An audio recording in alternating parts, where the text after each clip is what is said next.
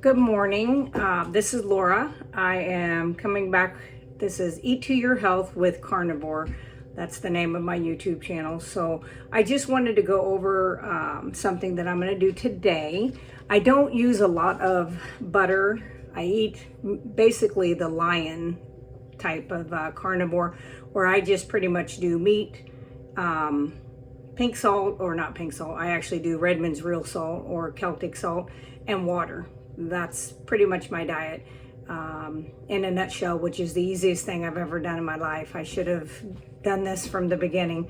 I started keto in 1991, and then over 3 years ago, I transitioned to carnivore as an elimination diet, and then went lion. I don't know, it's been several months.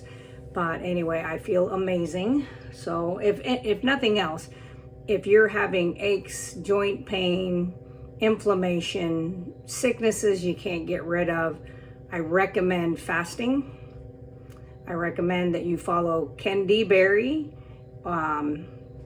Dr. Jason Fung has a lot of videos on YouTube about fasting, different types of fasting that you can do, so you do it safely. There's a safe way to do it and a not so safe way to do it. So I would recommend that, and I think going carnivore is important because you'll eliminate all those other things. And then if you want to try to add back some things, like say eggs or chicken or whatever, then you can see if you have any reactions with those, and maybe you won't. I actually did.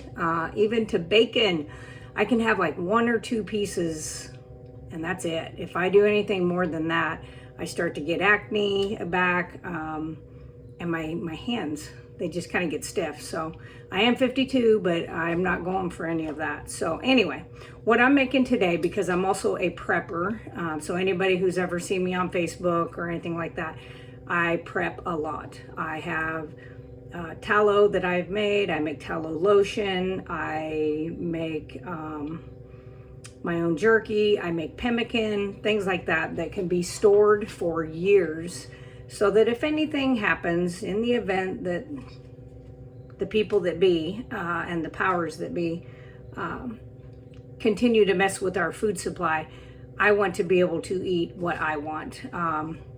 If it has to be butter, I guess it'll be butter. So what I'm making today is actually called canned butter. Now I'm going to preface this by saying the World Health Organization and pretty much all the 3-letter agencies say you should not can butter, that it's not shelf stable.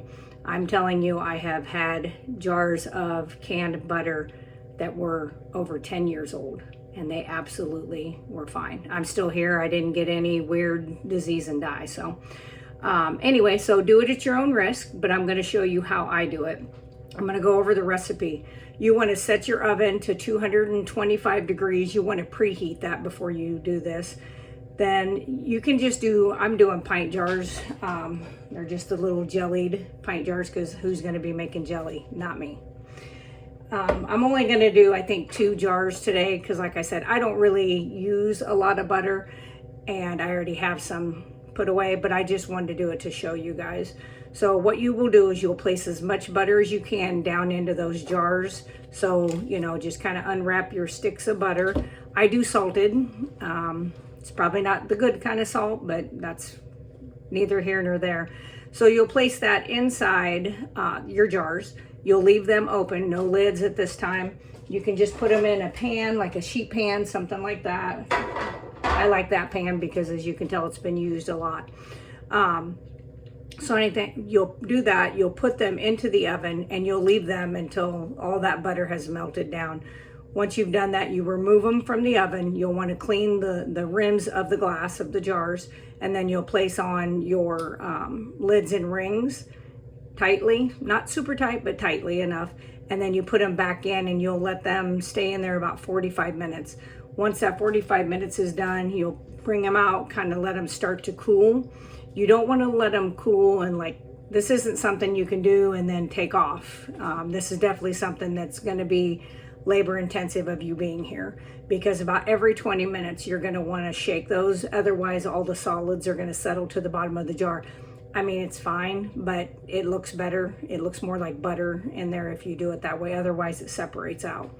So basically shake them every 20 minutes as they start to cool completely. It'll look just like butter. Once that's done, I do put the date and time and what it is on the lid. I take my rings off once they're cooled and just leave the lid itself, because that's all you need. You don't have to leave the rings on.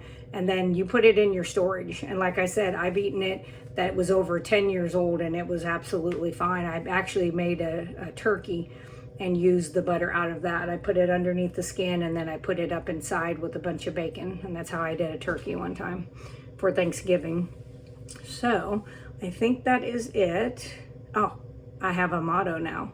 Well, a new motto. So my favorite motto right now, of course, if you can see my shirt, it says, "I eat only meat, ask me why." I got that from Homestead How, which is Carrie's channel. But anyway, I get a lot of questions. I can't wear it at work because they don't let us wear anything like that. I am a nurse. I'm a registered nurse. I've been a nurse for over 21 years. I do educate all of my patients' families and their doctors. And we have been able to turn quite a few people. We actually, I'll go over that. I want to tell you about a diabetic patient that I have. So anyway, my motto is meat, heat, eat, repeat. Simple. It is the easiest thing I've ever done, like I said. So if you like this video, I know I kind of rambled, please like, share it if you know anybody that's starting carnivore, keto, or ketovore, because you need those high fats. So this is one of those things you can do. Like I said, you can also do it with like bacon grease, but you want to cook it down and get all the stuff out, and you really want to separate, like put it through a sieve or something so that you don't get any of the pieces. But you can also save, lard that way, tallow, any of it. So if you do like this, also, would you please follow me? It's Eat to Your Health with Carnivore. And on Facebook, it's Eat to Your Health with Keto Carnivore. So I will go over my diabetic patient. I'm going to turn this so you guys can watch what I'm doing instead of looking at me, if I can get my camera to behave. By the way, look at that bad boy. I am making, I don't know if you can see in there. Let's see, right there. Can you see it? Yeah, there we go. That right now is some jerky. That is deer, beef, and some ribeye fat that I put through my mixer. I have a grinder attachment. I did that, and I've got a jerky gun that I love. I actually need to get a new one because it is falling apart.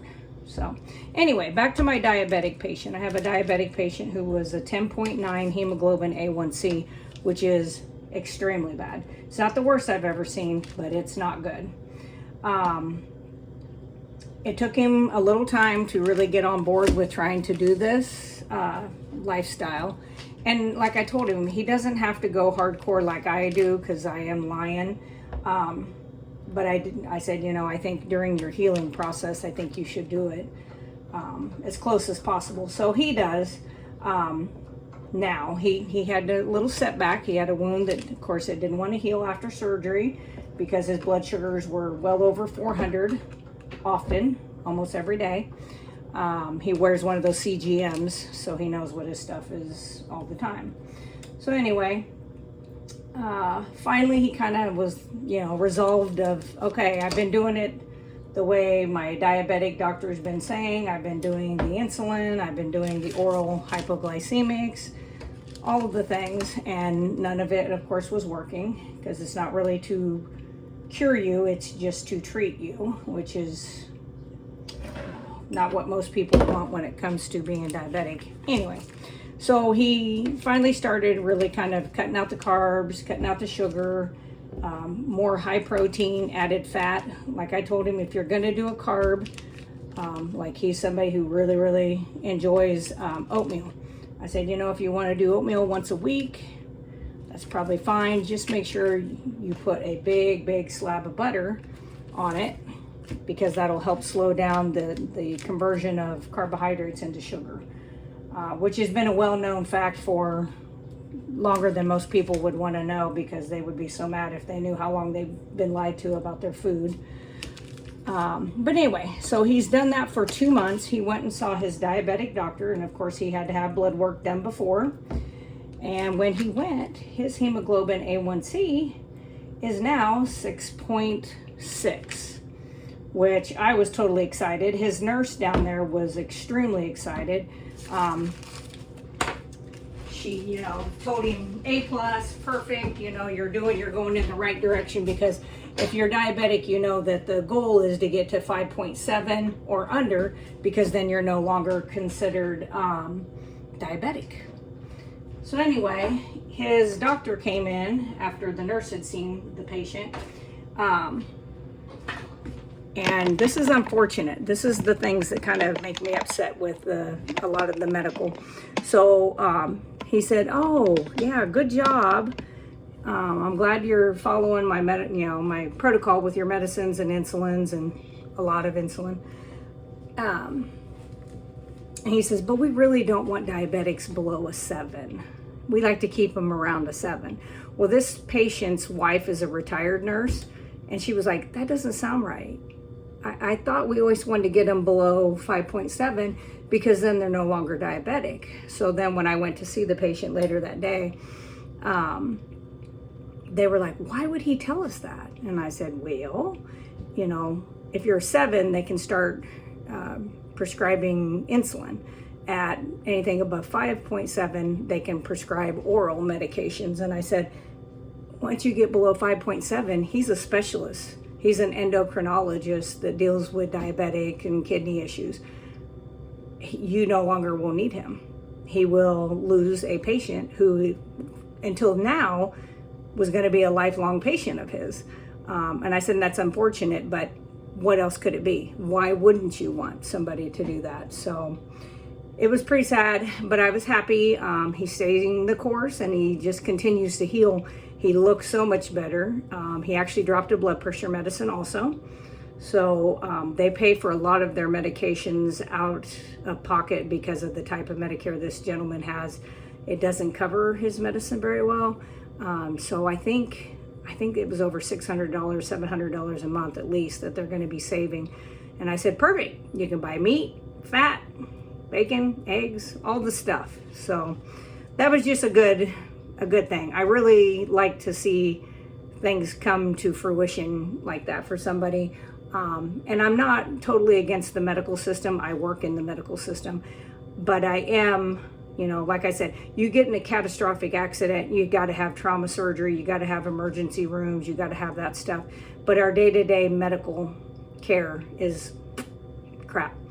And I will work every day, even if I can no longer work as a nurse, because they don't like you to tell the truth. And someday it may come down to that. Also, I'm not going to be forced to do anything against my will in my body. So that could potentially cause me to no longer be a nurse at some point. And that's fine too. I'm going to do what I think is best for myself. And I'm pretty set up for things if anything like that would happen. And I'm okay with that, and I'm at peace with that. And so anyway, some of the things I wanted to mention on here just for other people, for you to follow that have wonderful information. I'm going to say first, because I never could remember his YouTube. It is JT Poco Moonshine Family. He's great. He's been doing a lot of interviews. Intentional Carnivore, Alia Wells, Carnivore Today, Sightless Carnivores, Hanging with the Browns, and they are a hoot. I love watching them. Carnivore Backwoods, he's doing a lot of interviews. Ferrigno Freedom, same, he's doing a lot of videos. Dr. Chaffee, Bill Knott, and that's N-O-T-T. He is just, I can't wait.